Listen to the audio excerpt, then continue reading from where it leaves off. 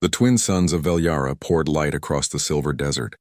The air shimmered with heat, and the wind carried the sound of strange creatures calling from the distant canyons. Far above the horizon, a starship burned through the sky, leaving behind a trail of smoke and sparks.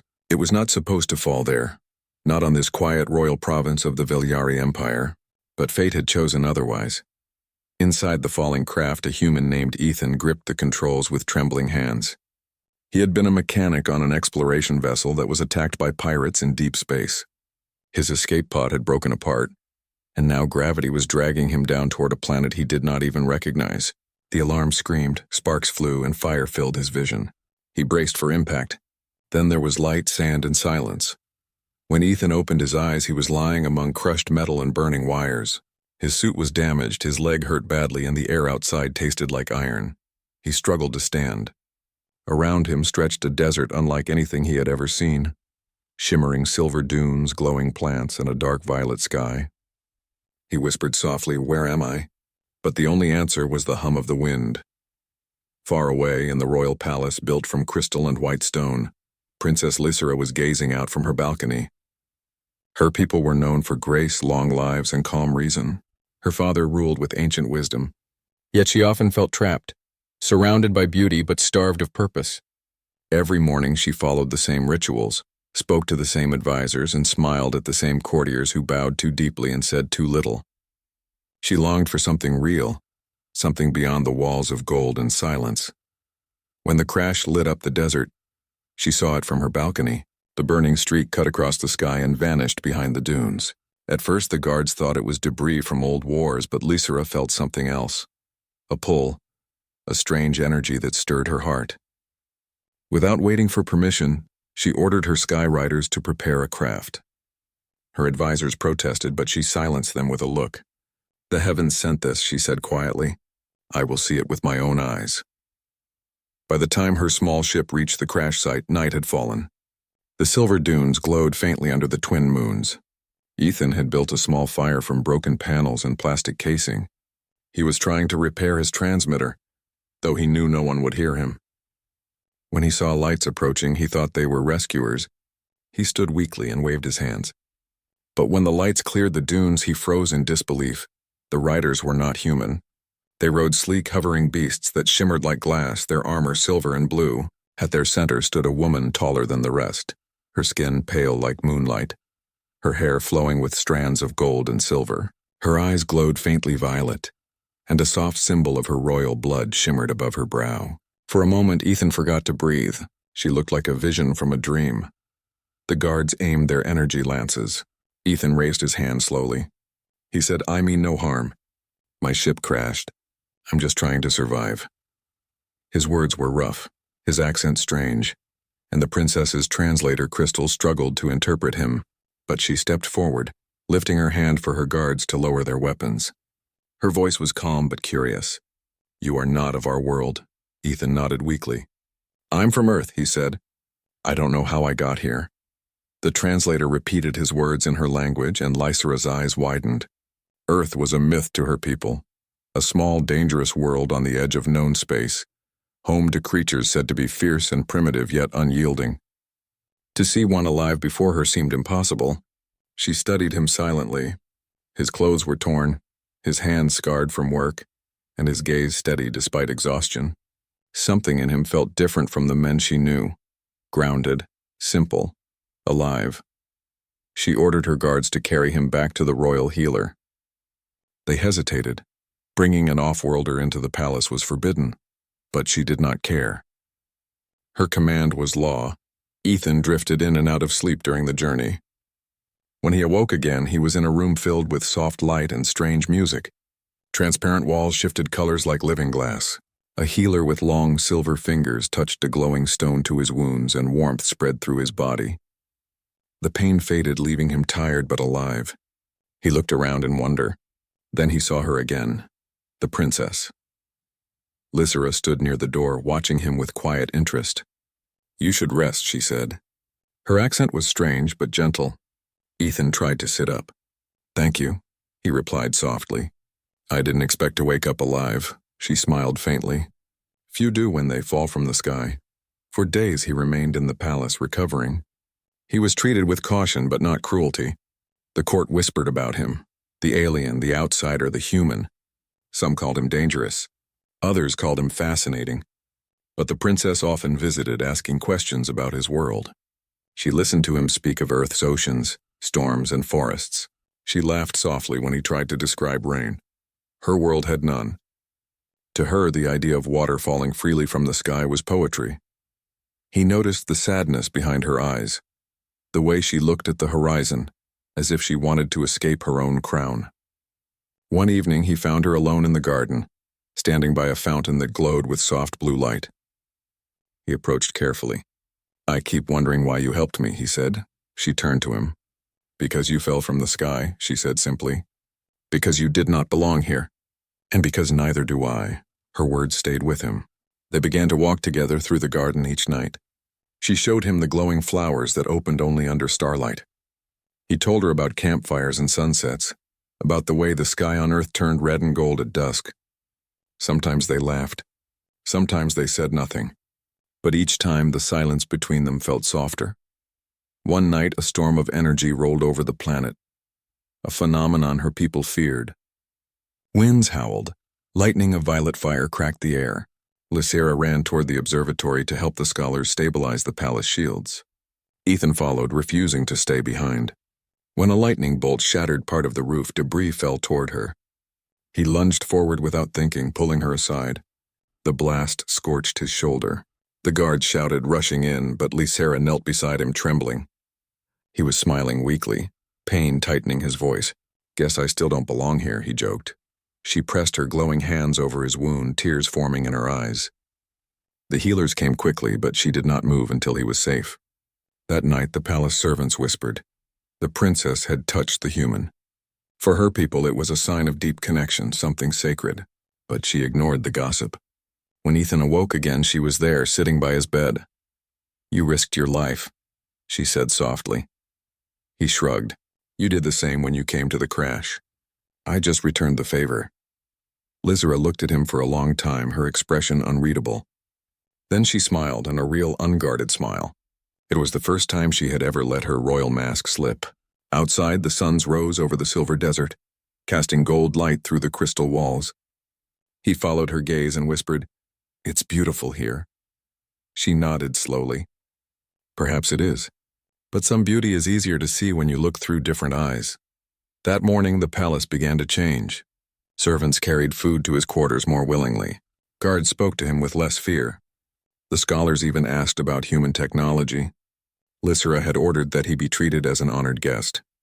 Her father, the emperor, was still away on distant campaigns, and no one dared challenge her command. But she knew the peace would not last.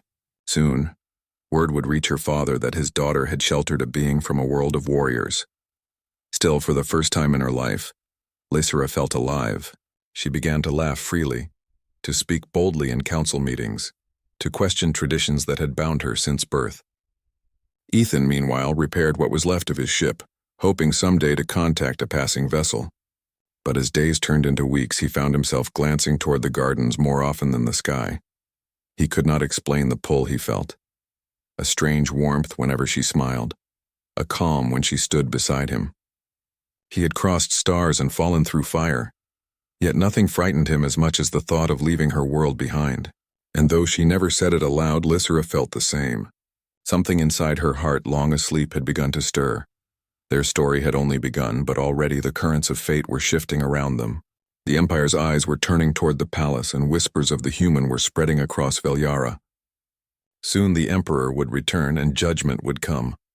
But for that moment, under the twin suns rising over silver sand, the princess and the stranded human stood side by side, breathing the same air, feeling something neither of them had known before. It was not duty. It was not destiny. It was simply life in the quiet beginning of love. The days on Velyara moved slower than Ethan expected. The twin suns rose and fell across silver skies, and every day he woke inside the Crystal Palace, still half believing it was a dream. The healers said his body was strong now, but the wound on his shoulder left a faint mark, a reminder of the storm and the moment the princess had saved him. He often looked at it when alone, not because it hurt, but because it reminded him that someone from another world cared whether he lived. He spent much of his time in the palace workshops, helping repair broken machines the scholars had long abandoned. Human hands were rougher, his tools cruder, yet his ideas worked. He repaired a hover platform that had been silent for years, fixed energy conduits with nothing but scrap, and made lights glow brighter with less power. The scholars began to call him the Maker. They studied his work closely, copying his methods in their notes. When Lysera saw how easily he turned old things into new, she felt a quiet awe. Her people built everything through perfection, balance, order, harmony. But he built things through effort, through struggle. He turned failure into learning. It fascinated her.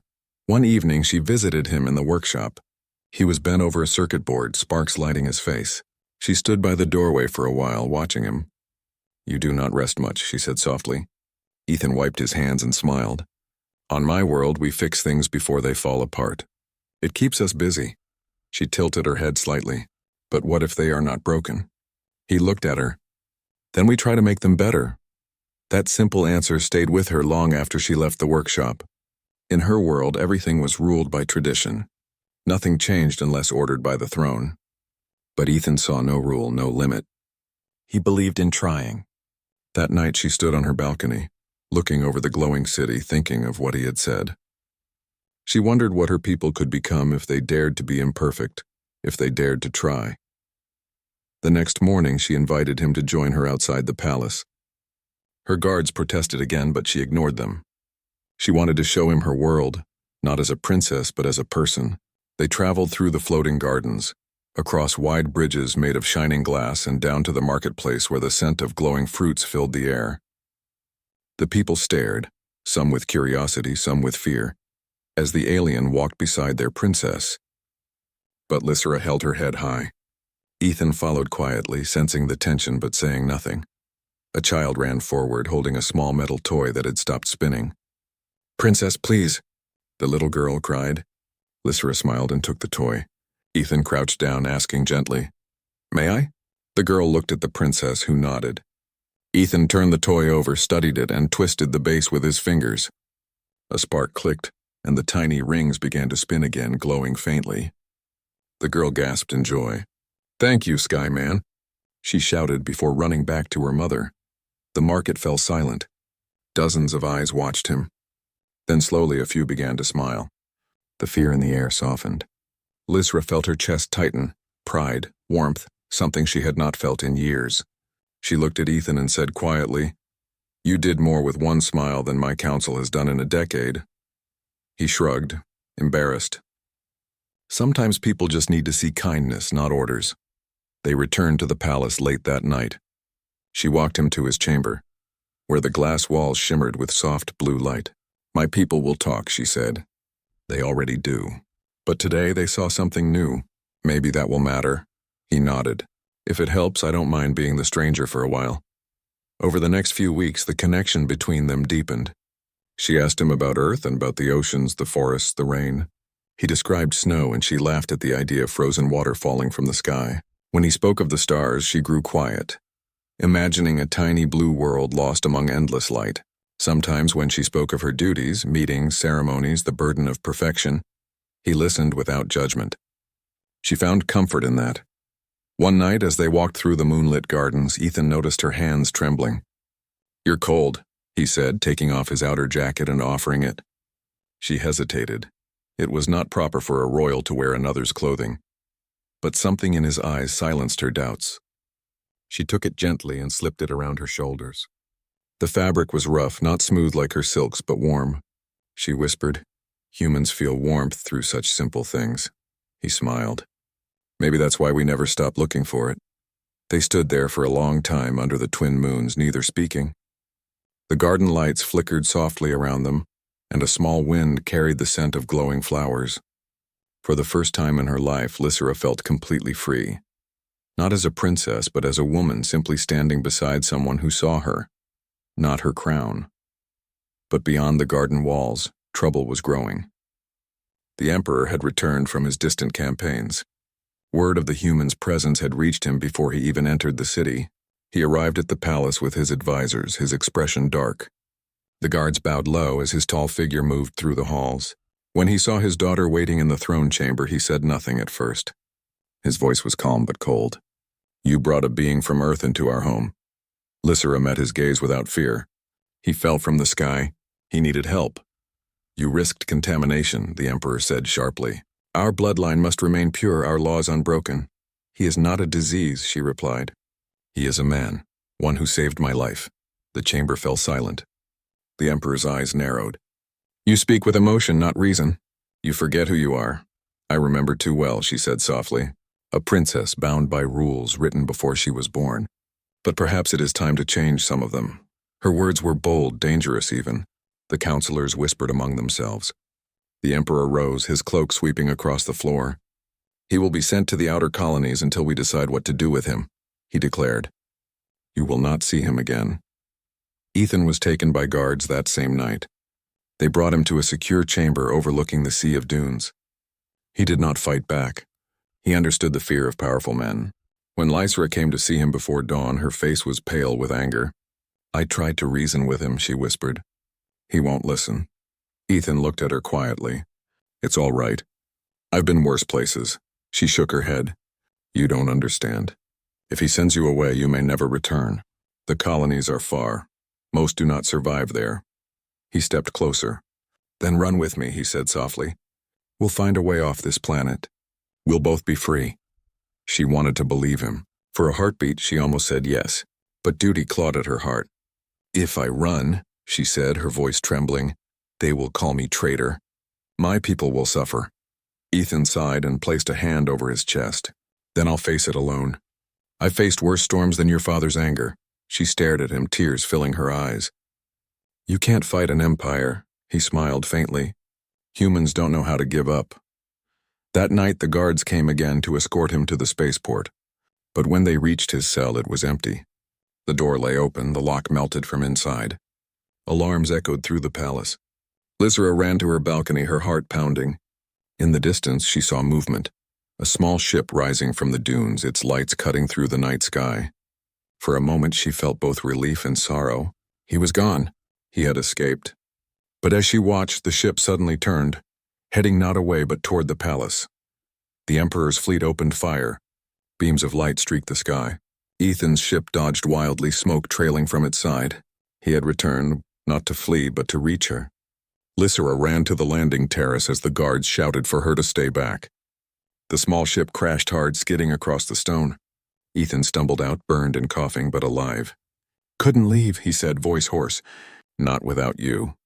Before the guards could seize him, Lysera stepped forward and raised her hand. "Stop," she commanded. Her voice rang through the terrace. The soldiers froze. The Emperor himself arrived, fury blazing in his eyes. "You defy me for a stranger?" he thundered. Lysera's voice shook but did not break. "He may be a stranger to you, but to me he is proof that courage and kindness are not bound by species. You call him primitive, yet he risked his life for mine while others obeyed out of fear. Tell me, Father, which of us is truly civilized?" For the first time, the great hall fell utterly silent. The Emperor stared at her, his expression unreadable. The human stood beside her, wounded but unbowed, the desert wind tearing through his hair. The suns began to rise, casting gold over the broken ship, the terrace, and the two figures standing side by side. That moment, brief, fragile, but real, would be remembered in Velyaran history as the dawn when a princess spoke for a human. And though the future remained uncertain, both of them felt the same unspoken truth. Something had already changed, and no force in the galaxy could undo it. The morning air shimmered over the palace terraces, carrying the scent of heated stone and desert flowers. The twin suns climbed higher in the sky, reflecting off the crystal walls and lighting the city with a golden glow. Inside the grand hall, the Emperor's fury had not lessened since the confrontation. His guards formed rigid lines, their weapons ready. Yet the princess and the human stood side by side, unflinching. Ethan, though his shoulder still ached from the storm and his recent escape, looked at Lysera and drew strength from her calm gaze. Her presence made him feel as if nothing in the galaxy could break him. The Emperor's voice boomed, echoing against the walls. "Lysera, you have defied the throne. This human is not of our world. He cannot remain." The words carried the weight of centuries of law, power, and tradition. The council murmured uneasily, unsure whether to support the emperor or the princess. They had long followed rules without question, but her defiance was stirring something new, a challenge that many had never dared to imagine. Lysera lifted her chin. "Father," she said steadily, "perhaps it is not he who is out of place, but us. For too long we have clung to the past and rejected what is different. I will not stand by while someone who saved me, who showed courage and kindness, is punished because of fear." Her words echoed across the hall, each syllable ringing with a rare authority. She was no longer just a princess obeying the throne. She was a voice of change. The Emperor's eyes narrowed, but before he could respond, Ethan stepped forward. His voice was calm, yet carried a firmness that surprised even him. "Your Majesty," he said, "I do not seek to take your daughter away. I do not seek power, wealth, or land. I only wish to survive and to stay here where I have been shown kindness. I came to this world by accident, but I will not leave without respect for its people. I will prove that I am worthy, not by birth but by my actions." The Emperor's expression hardened further. He had heard many promises, but few held weight. Yet there was something in Ethan's eyes, a quiet determination, a fearlessness he had not expected from a mere human. The council whispered again, sensing that the moment was pivotal. Even the guard shifted uneasily, unsure of which command would truly prevail. Lysera's hand found Ethan's just a touch, a silent anchor in the storm of tension. Her people had never seen her act like this, choosing to stand with someone not of their blood, someone outside their strict hierarchy. Her advisors were aghast, but she did not falter. She had found something far greater than fear of disapproval or the weight of duty. She had found freedom, and she would not surrender it. For hours arguments flew, traditions were cited, and the Emperor spoke of law, bloodlines, and the dangers of outsiders. Ethan listened patiently, never raising his voice, never insulting anyone. Instead, he offered solutions. He spoke of sharing knowledge from Earth, new methods for agriculture, repair techniques, even ways to stabilize energy grids that had been failing for decades. Slowly, the murmurs of skepticism began to soften. Even the Emperor hesitated, his mind racing. Perhaps the human's words held merit. Perhaps there was more to this being than he had assumed. Lysera guided him through the palace that day, showing him gardens, libraries, and halls he had not yet explored. Each room reflected a blend of artistry and precision, yet there was a lifelessness to it that he could not ignore. "Your people are brilliant," he said, gently touching the edge of a console that glowed with energy. "But sometimes you rely too much on perfection. You forget what happens when someone tries, even if they fail." She smiled faintly, recognizing the lesson in his words. Her entire life had been shaped by the weight of perfection, commands, rituals, unyielding expectations. And yet here was a human, flawed and fallible, showing her that imperfection could bring beauty, could bring life. She wanted to learn from him, to see the world through his eyes, and perhaps to teach him a little of her world as well. That night, the palace was alive with quiet tension. The Emperor had returned to his chambers, still brooding, but the council had begun to reconsider. Ethan had worked tirelessly to demonstrate his skills and knowledge, repairing failing systems and helping the scholars discover new ways to manage energy flows. By dawn, even some of the most skeptical members of the court were nodding in approval. The human was no longer just a stranger. He had earned respect. Lysera found him alone on the rooftop terrace, watching the twin suns rise over the desert. He had placed a small wind turbine he built near the edge, its blades spinning slowly in the soft morning breeze. He looked at her, tired but content. "The winds here are stronger than I expected," he said, voice quiet. "But they can be harnessed if you understand them." She stepped closer. "Just like courage," she said. "It can be dangerous, but when guided well, it can bring light where there is darkness." Ethan smiled, though he was still weary from the battles of the day. Not just physical, but political. "And perhaps that is what brought me here," he said softly. "Not just survival, but to see if courage can be stronger than fear." They stood together in silence, the desert stretching endlessly before them. Lysera felt a warmth in her chest she had never known. It was not the warmth of power, nor of wealth, nor of obedience. It was the warmth of connection, of trust, of knowing that someone understood her in a way no one else ever had. In the following weeks, Ethan became a part of palace life in ways that surprised everyone. He shared stories of Earth, of simple joys, of resilience in the face of adversity. The scholars and engineers began to adopt his techniques. Even the guards found themselves respecting his quiet bravery, his unwillingness to yield in dangerous situations. Lysra watched all of this, a quiet pride swelling within her. She had chosen him, and now the palace itself was beginning to bend to that choice, not by force, but by the strength of his character. Yet even as peace settled over parts of the palace, there were whispers of rebellion. Some council members were not ready to accept change. They whispered about the dangers of a human influencing the royal family. They plotted in shadowed halls, trying to find a reason to expel him, to remove him from the princess's sight. Lysra knew these challenges would come. She had expected them. But she also knew that no one could diminish the bond that had grown between them. One night, as she walked through the moonlit gardens with Ethan, a sudden storm of violet lightning erupted over the desert horizon. The palace alarms rang again. The people panicked. She grabbed his hand instinctively. "You should stay inside," she shouted. "I am not leaving," he said firmly. "We face this together." They ran through the palace corridors, warning servants and guards, helping secure fragile machinery and protecting the palace's delicate energy fields. When a bolt of lightning struck near the eastern wall, Ethan instinctively shielded her with his body, taking the brunt of the energy with his repaired suit. Sparks flew, the wind screamed, but he stood firm. Lysra watched, heart racing, as he risked everything without hesitation. After the storm subsided, the damage was minimal, much less than expected thanks to their combined efforts. Lysra knelt beside him, inspecting the scorched suit and minor burns.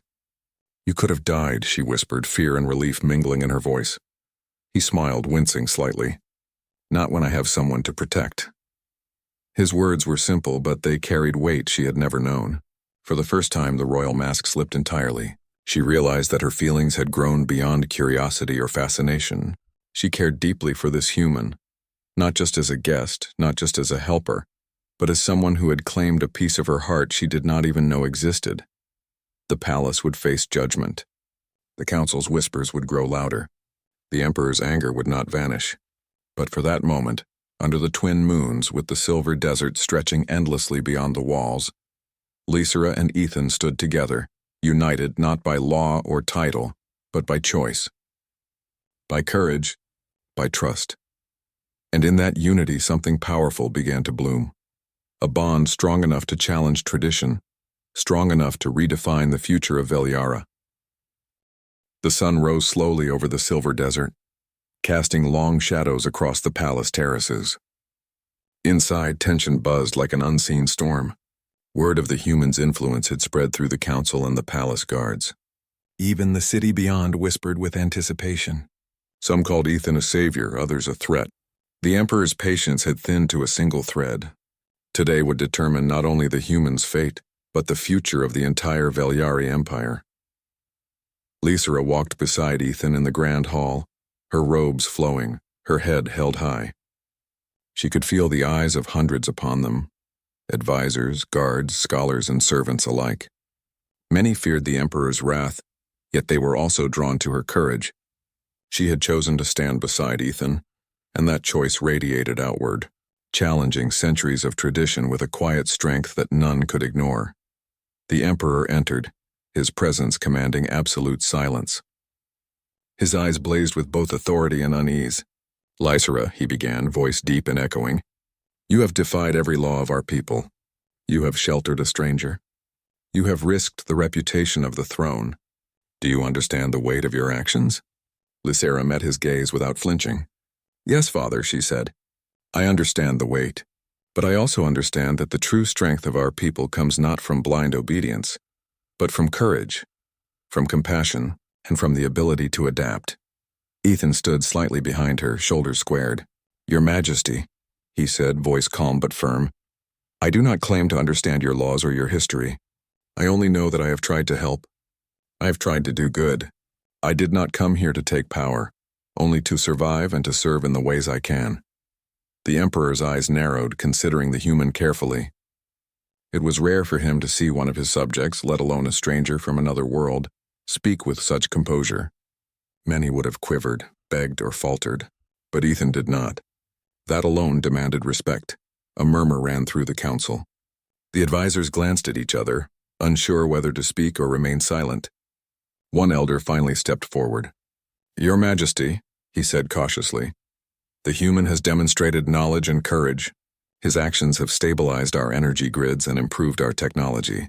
Perhaps his presence is not a threat but an opportunity." The Emperor's eyes flicked to Lysera. She nodded ever so slightly. She had already made her choice, and now she hoped the council would see reason. The tension in the hall was broken by the distant roar of the desert wind. Outside, clouds of violet energy gathered over the dunes. It was the storm that had always been part of Velyara's legend. Unpredictable, dangerous, and believed to bring both destruction and revelation. Lysera turned her gaze to the horizon. "It comes," she said softly. Ethan stepped beside her. "We face it together," he said. He had spent weeks learning about the storms, studying their energy and understanding the currents. He knew that the right adjustments could protect the city, perhaps even use the energy to strengthen their defenses. He did not fear it, not because he was fearless, but because he had found someone to fight alongside, someone worth protecting. The first lightning bolt struck the palace walls, throwing sparks and shaking the crystal floors. Guards scrambled, shields activated, and alarms blared. Lysera and Ethan moved swiftly, coordinating the palace defenses. He adjusted the energy conduits with precise hands, rerouting power to reinforce weak points. She directed the guards and scholars, using her authority not to command but to guide. As the storm raged, the Emperor watched in silence, a strange respect forming in his eyes. Here was a human, foreign and fragile, yet he faced the impossible with courage. Here was his daughter, once confined by duty and tradition, now alive with strength and clarity. Together, they were more than any law, more than any rule. They were a force of purpose. The storm lasted for hours. At its peak, a massive lightning strike hit near the palace's eastern tower. Ethan ran toward the strike with Lysera at his side, their hands brushing as they moved. Sparks flew, metal groaned, and the air crackled with energy. Ethan lifted her back just as debris fell, shielding her with his body. Pain shot through his arms and legs, but he held her steady. "Are you all right?" he asked, breathing heavily. She nodded, gripping his arm. "Yes," she said, "because you are here." That simple truth, spoken in the heart of danger, carried more weight than any law, any decree, or any crown. When the storm finally subsided, the damage was significant but not catastrophic. The palace stood, the city survived, and the people had witnessed something extraordinary. Lysera and Ethan had acted as one, their courage inspiring all who watched. Guards lowered their weapons, scholars cheered softly, and even some council members nodded in reluctant admiration. The Emperor approached slowly, each step measured. "You survived," he said, voice low, almost a whisper. He looked at Ethan, then at Lysera. "You acted with wisdom and courage. Perhaps I have underestimated the strength of those outside my knowledge." Lysera's heart pounded. "Father," she said, "courage does not belong to any one world. Compassion does not follow borders. Strength is not always measured by law, but by actions." The Emperor studied them both, the silence stretching long enough for the tension to press against the walls. Then he finally spoke. "You have changed this day," he said. "You have shown that even a human, a stranger, can teach lessons our people have long forgotten. I will not prevent him from remaining here. He may stay, under the condition that he continues to serve and respect our world." Ethan bowed respectfully. "Thank you, Your Majesty. I will honor your trust." Lysera stepped closer to Ethan, her hand brushing his. The Emperor noticed, but he said nothing. Perhaps he recognized that this bond, born of courage and understanding, was something beyond control. Perhaps he realized that the world must change if it was to survive. In the following days, the palace settled into a new rhythm. Ethan continued his work with the scholars and engineers, improving life for all Velyara. Lysera began reforming court practices, allowing voices previously silenced to speak and ideas once rejected to be heard. Together they built not just machinery, but trust, understanding, and hope. People whispered of the human and the princess, but these whispers carried admiration instead of fear. Children ran to Ethan asking questions, marveling at his stories of distant Earth. The scholars sought his guidance. The guards respected his bravery. Lysera's people began to see that change could bring growth, and that kindness and courage could bridge worlds. One evening, as the twin moons rose and cast silver light over the palace, Lysera and Ethan stood on the rooftop terrace. The desert stretched endlessly below, glowing faintly with the remnants of the storm. "I never imagined," she said quietly, "that someone from another world could show me what it means to be free." Ethan looked at her, soft violet light reflecting in his eyes. "And I never imagined I could find a place or someone worth staying for." She smiled, stepping closer. "Then stay," she said. "Not because you have to, but because you want to." He took her hand, their fingers entwining naturally. "I choose to," he replied. "Always." The city below seemed to sigh in relief. The people had witnessed the impossible. A human and a princess united not by law or tradition, but by courage, respect, and trust. They had faced storms, judgment, and fear, yet emerged stronger, their bond unbreakable. That night, as the twin moons rose higher, the palace was filled with a quiet hope. The human's world and Velyara's might have been distant, separated by stars, but in the hearts of the princess and the stranded human, the distance disappeared. They had found each other, and in doing so had changed everything. And so, the story of Lysera and Ethan became more than legend. It became a living testament that courage, compassion, and love could span worlds, that the bonds formed in trials could outshine the weight of crowns, that even in the face of law, tradition, and fear, the human heart, and the heart of a princess, could shape the destiny of a world. And as the twin suns set behind the silver dunes, the two of them stood together side by side, ready to face whatever the universe would bring next, no longer bound by fear but guided by choice, by courage, and by the unbreakable bond they had forged together. The Empire had changed that day, and the human who fell from the sky had claimed more than survival. He had claimed a place in a world he did not know and the heart of its princess.